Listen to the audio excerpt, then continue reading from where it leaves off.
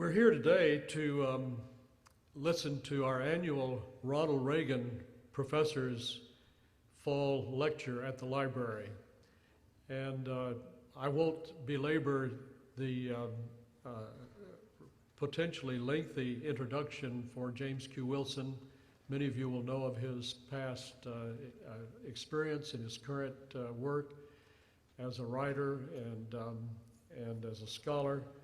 A couple of decades at Harvard and another decade at UCLA, and then he agreed to help us to found the School of Public Policy at Pepperdine, and serves as a guest lecturer at a number of our classes on a number of themes where he has done scholarly work, and to provide our students with the opportunity to interact with him.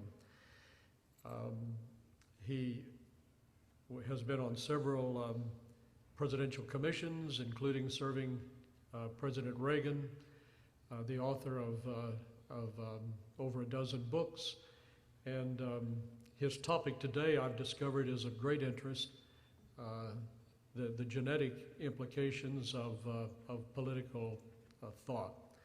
So at this time it's my pleasure to introduce to you Professor James Q. Wilson, the Ronald Reagan Professor in the School of Public Policy at Pepperdine.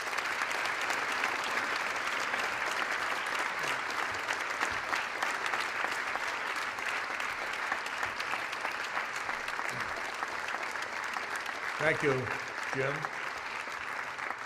Welcome, ladies and gentlemen. I hope you all found adequate parking, because apparently the subject of nature versus nurture is something that grabs the popular imagination. Let me begin by saying that the world of nurture is slowly giving way to the world of nature. Biology is not destiny, and I will make that clear in the course of my remarks, but increasingly scholars are coming to understand that human nature is formed genetically, modified environmentally, but one can never neglect our genetic origins. For a century or more, scholars have known that the differences among people in intelligence is largely inherited, but many critics today continue to contest that argument, making absurd claims to the contrary. We know that much of personality is inherited. Every person in this room who's the parent of 2 or more children knows this automatically, because shortly after their birth they begin to behave in very different ways. And certainly Roberta and my children, Matthew and Annie, behave differently from the very first. We also know that genetics has influenced the extent to which people participate extensively in crime, and it's linked to a variety of psychiatric illnesses. And as the process of genetic analysis proceeds over the next decade or so, a whole new world of the human being will open up to us. Now let me explain what I mean by the word inherited. I do not mean that we can look at a person and by some magic tell what aspect of that person's nature has been inherited. The term heritability among scholars has the following somewhat more limited meaning. It means that if you take a large population of people, all the people in this room, or the people of the United States, or people in a high school classroom, we can explain by a certain kind of analysis the extent to which differences among them are genetic and to what degree they are genetic. At some point in the future, perhaps 20 or 30 years from now, genomic analysis will proceed to the point where, after having identified the specific genes that are linked to a human condition and having perfected at low cost a means for individual genomic analysis, we will be able to say what aspect of a given person is genetic and what aspects are environmentally determined. Now, when we estimate heritability in a population, we do it in one or both of 2 ways. One way is to look at the differences among adopted children and see to what extent their behavior is more like their biological parents, whom in most cases they never knew except for the first few weeks after birth, or more like their adoptive parents. And when this is done, we discover that in a wide variety of areas, the behavior and attitudes of the adopted children is more like their unknown biological parents than it is like their adoptive parents. The other method is to compare how identical twins differ from fraternal twins. Identical twins are, for all practical purposes, genetic duplicates. There are trivial differences. Their fingerprints are different. But for all important respects, identical twins growing up in the same egg sac are identical creatures. Fraternal twins share half their genes. They get half from their mother and half from their father. And fraternal twins are no more alike biologically than any two brothers and sisters.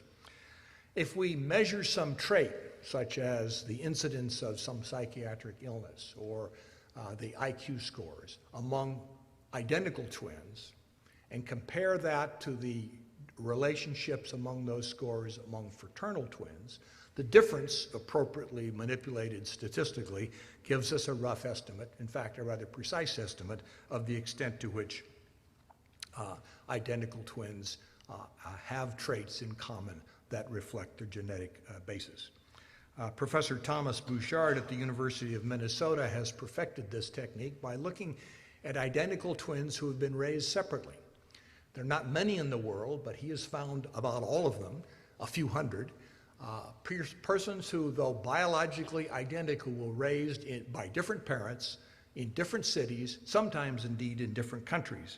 And he has discovered that the intelligence, the personality, and many of the strangest traits of these people, like the names of their wives or the kinds of pets they enjoy, are to some degree inherited.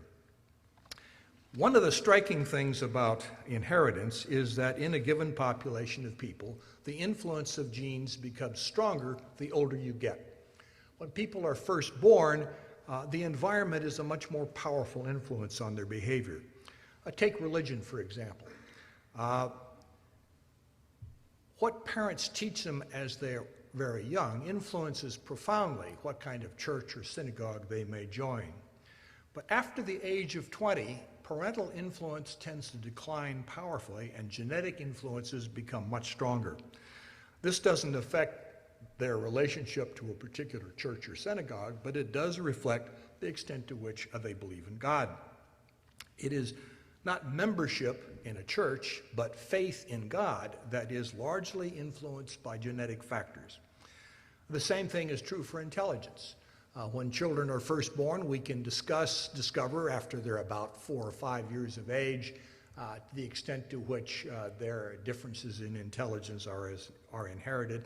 But as they get older, the influence of genes grows, so that by the time the average person is 26 years of age, all of their intellectual ability, not some of it, but all of it, reflects their inheritance. Now, this shouldn't be surprising to people, especially if you're the parents of children, because you watch children grow up, you notice they're different, you struggle with their differences, you praise their differences, but you're deeply aware of them. I believe there are some things that are purely a matter of environment. For example, whether you prefer the Boston Red Sox or the New York Yankees is probably a matter of environment, though I am one of those who believe that Yankee supporters do reflect a kind of genetic defect, which someday we will discover.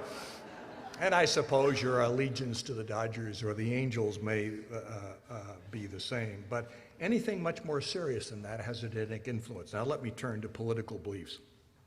I'm not arguing that there's such a thing as a Democratic gene or a socialist gene or a Republican gene. I'm talking about the extent to which one's general orientation toward politics, their ideology, so to speak, how they think the government does work and how they think it ought to work, reflects genetic influences.